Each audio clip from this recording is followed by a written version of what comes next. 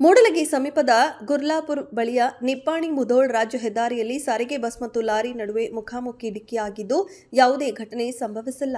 ಮೂಡಲಗಿ ಸಮೀಪದ ಗುರ್ಲಾಪುರ ಬಳಿಯ ನಿಪ್ಪಾಣಿ ಮುಧೋಳ ರಾಜ್ಯ ಹೆದ್ದಾರಿಯಲ್ಲಿ ಸಾರಿಗೆ ಬಸ್ ಮತ್ತು ಲಾರಿ ನಡುವೆ ಮುಖಾಮುಖಿ ಡಿಕ್ಕಿಯಾಗಿ ಭಾರೀ ಅನಾಹುತ ತಪ್ಪಿದ ಘಟನೆ ರವಿವಾರದಂದು ಮೂಡಲಗಿ ಪೊಲೀಸ್ ಠಾಣಾ ವ್ಯಾಪ್ತಿಯಲ್ಲಿ ನಡೆದಿದೆ.